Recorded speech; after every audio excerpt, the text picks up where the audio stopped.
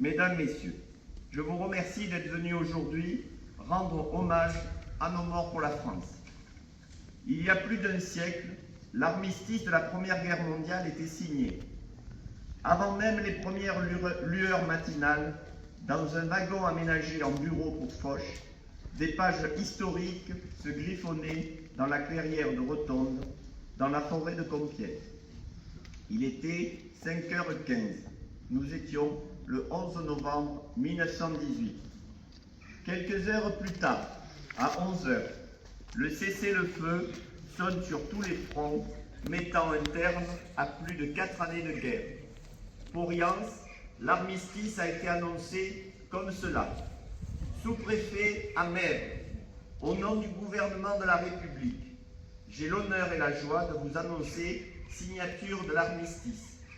Les hostilités cessent aujourd'hui, lundi 11 novembre 1918. Dans toute la France, les cloches sonnent à la volée.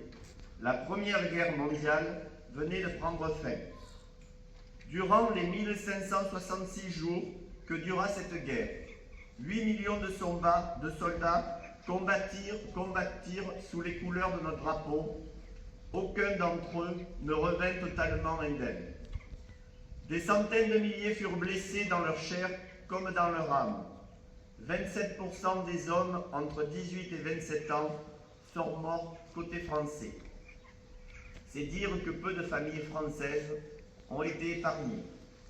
5,5 millions de victimes civiles et militaires, dont 1 400 000 morts, 10% de la population active détruite. Notre commune elle-même a payé un lourd tribut à celle qu'on pensait alors être la terre d'Éden. 57 hommes de notre village sont morts au conflit dans cette période. Aujourd'hui, en ce 11 novembre 2023, célébrer la fin de la guerre, c'est d'abord et toujours commémorer 105 ans plus tard la fin d'un conflit qui fut alors, nous l'oublions jamais, au début du XXe siècle, le plus terrible et le plus meurtrier de l'histoire du monde.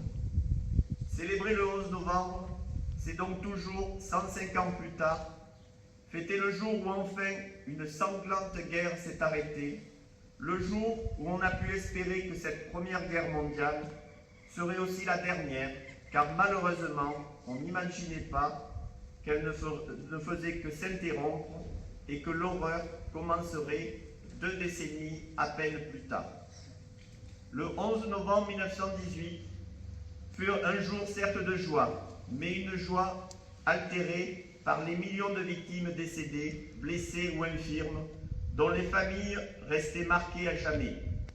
Rappelons-nous toujours, enfin, que si le 11 novembre 1918 avait été un jour de victoire pour la France et ses alliés, le conflit qui se terminait avait été une défaite pour toute l'Europe.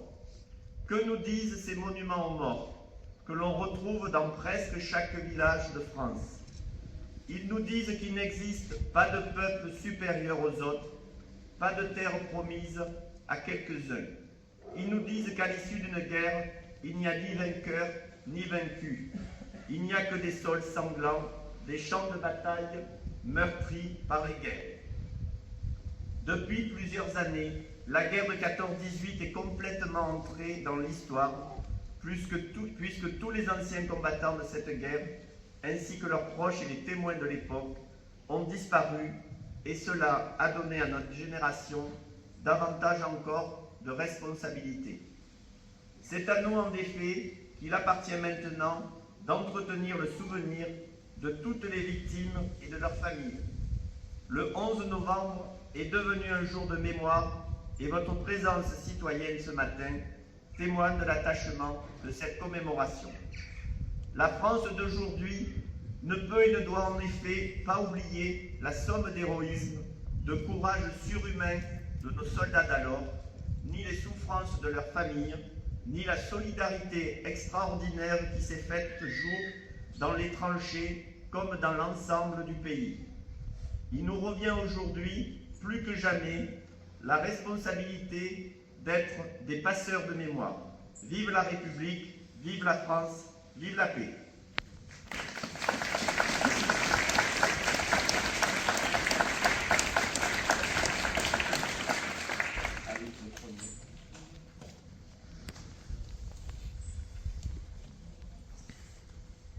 des enfants pendant la Première Guerre mondiale.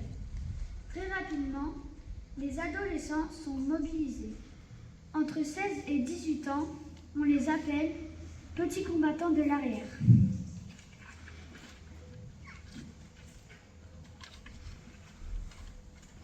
L'engagement patriotique. Les fillettes jouent rapidement un rôle humanitaire important.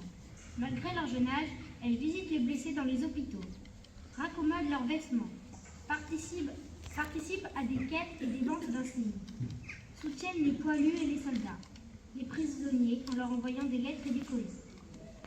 Les garçons sont dans un rôle plus guerrier. Ils portent l'uniforme et s'entraînent au maniement des armes avec des reproductions de fusils. Dès la fin de 1914, les leçons deviennent à balles réelles.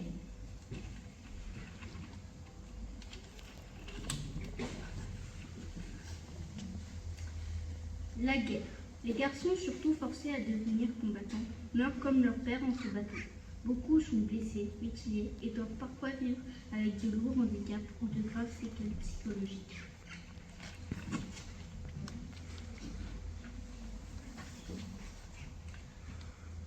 L'éducation à la guerre. Cependant, la majorité des enfants n'est pas active dans la vraie guerre. Mais malgré leur jeune âge, les gamins sont volontairement plongés dans un climat guerrier violent, notamment dans la presse enfantine. On leur apprend un ennemi couard, brutal, pillard, traître, vorace et même malodorant. Dès la rentrée octobre 1914, la guerre apparaît dans toutes les matières enseignées. Le patriotisme est le maître mot de l'éducation.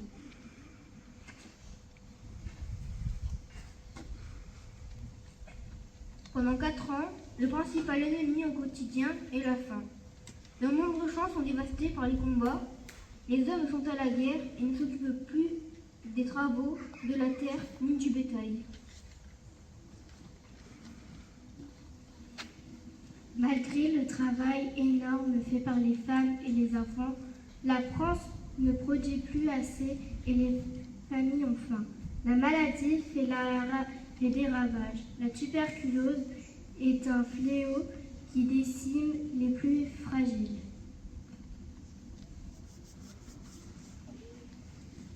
La fin de la guerre. Quand la guerre se termine, c'est un réel soulagement. Mais la France compte 1 million d'orphelins. On crée pour eux le statut de pupille de la nation. Leur rôle est désormais, avec les survivants, de reconstruire le pays.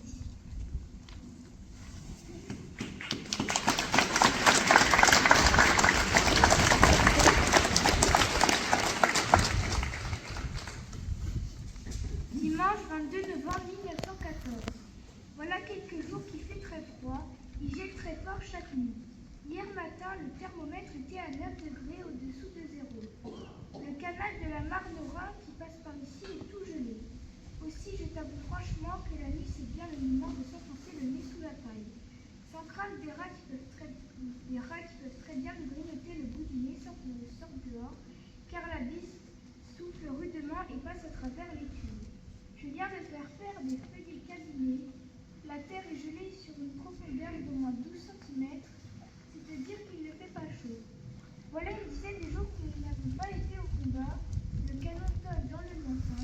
Je ne sais pas si un de ces jours ne nous appellera pas, mais que veux-tu puisque nous sommes là pour ça, Joseph dit Gilles.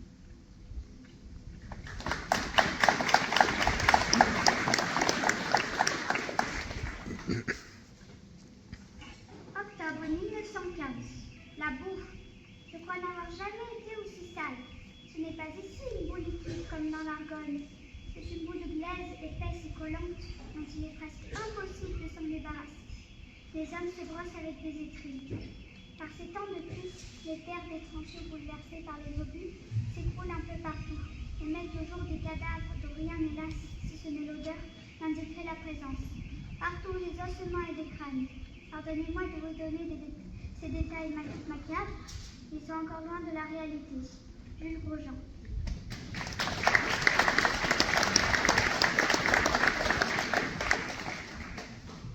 Message de Sébastien Lecornu, ministre des Armées, et Patricia Miralles, secrétaire d'État auprès du ministre des Armées, chargé des anciens combattants et de la mémoire. 11 novembre 2023. Le 11 novembre 1923, cela fait 5 ans déjà que dans la clairière de Rotonde, le maréchal Foch a apposé sa signature sur la convention d'armistice. 5 ans déjà que Clémenceau a présenté l'armistice à la Chambre des députés, saluant l'Alsace et la Lorraine retrouvées, honorant nos grands morts qui ont fait cette victoire. Et dans cette heure terrible, et l'appel du carillon des églises et des beffrois, dans le silence des canons qui se sont tus, coulent à travers tout le pays des larmes de soulagement et de fierté. Le 11 novembre 1923, cela fait 5 ans que les blessures cicatrisent lentement, sur les visages de gueule cassés, dans le cœur des veuves, dans la solitude des orphelins, devant les tombes ouvertes pour un fils ou un père. Au pied des monuments aux morts dont s'est couvert le pays, les Français sont devenus des sentinelles de l'oubli. Le 11 novembre n'est plus seulement une date, c'est devenu le rassemblement de tous les Français.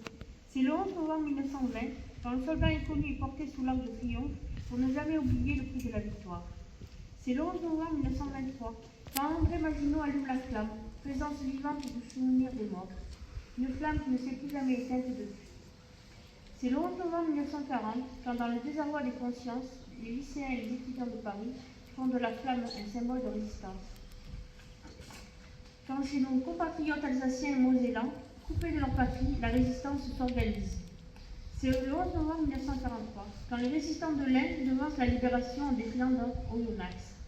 C'est aussi le 11 novembre 1944, quand la France retrouve le droit de célébrer la victoire. Alors, face aux noms inscrits sur les monuments devant lesquels nous sommes rassemblés, nous nous souvenons de tous les morts pour la France, qui se trouve le repos de nos mémoires reconnaissantes. Nous nous souvenons de ceux de 14, de ceux de 40, de ceux de 44, de ceux de 1954 et de 1962, et de ceux de 1983 ou de 2008, et de tous les autres. Nous nous souvenons de l'adjudant-chef Nicolas Latour, du sergent-chef Baptiste Gauchot et du sergent-chef Nicolas Mazier, tous trois morts pour la France en 2023. Le 11 novembre est dédié à tous ceux qui sont tombés pour défendre notre nation, notre liberté, nos valeurs, sur notre sol comme en opération extérieure. Ils ont des droits sur nous, comme nous avons des devoirs à leur égard. Alors portons lucidement leur héritage, car c'est en honorant leur sacrifice que se construit l'avenir de notre nation, sans jamais douter de notre capacité à nous relever des plus grands périls. Et portons fièrement le bleuet de France, cette fleur dont l'éclosion ramenait la vie sur la terre déchirée des champs de bataille, qui désormais honore les mondes et soutient ceux qui restent. Aujourd'hui, la flamme brille sous l'arc de triomphe depuis 100 ans, durant lequel les Français n'ont jamais cessé de clamer « Vive la République et vive la France !»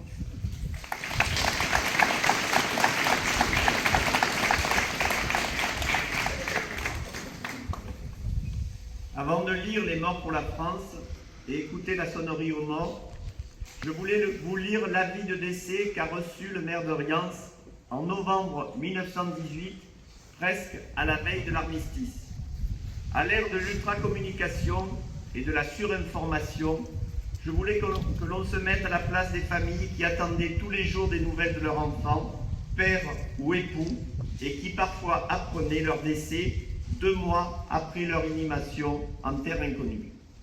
C'est le cas de ce Riancé qui est décédé le 23 septembre 1918 et dont la famille a appris son décès le 8 novembre, presque à la veille de l'armistice, et qui a été inhumé à Courchamp, dans le département de l'Aisne. Je l'ai choisi car il s'agit du dernier Riancé mort pour la France, et il était né à Artigues, ce qui montre bien le lien entre nos 2 communes. Courrier arrivé de Gironde, le 4 novembre 1918, transmis à Riance le 8 novembre 1918.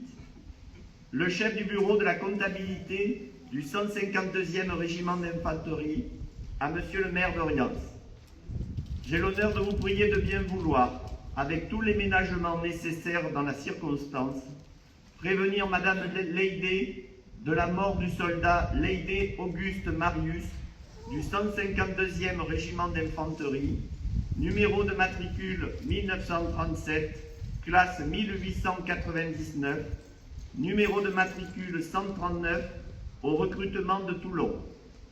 Né le 17 octobre 1879 à Artigues, fils de Jean-Philippe Leydé et de Brémond Henriette Marie. Décès constaté le 23 septembre 1918, inhumé route de Haute-Vesne à Courchamp, à 200 mètres à droite de la route et 800 mètres de Courchamp. Je vous serai très obligé de présenter à la famille les condoléances de Monsieur le ministre de la Guerre et de me faire connaître la date à laquelle votre mission a été accomplie. Veuillez agréer, Monsieur le maire, l'assurance de mes sentiments les plus distingués. Liste des morts pour la France. Abel Jules. Abraham Ernest. Adon Fortuné. Agnelli Augustin. Audi-Freddy Jules. Barème Léon. Barthélemy Louis. Belon Louis. Belon Henri. Belon Léonce. Belon Marcel. Besse Antoine. Blanc Laurent. Bourrelli Félicien. Brémond Gaston. Brémond Laurent. Chabert Germain. Sioni Joseph. Culoz Albert. Davin Clément. Davin Hilarion. Davin Léon. Davin Léonce. Espitalier Albert. Fouque Charles. Furet Marceau. Garcin Auguste.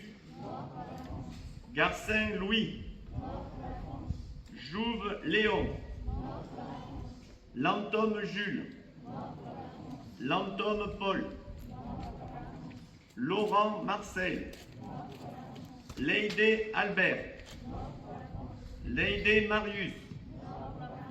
Leydé Auguste. Leydé Félix.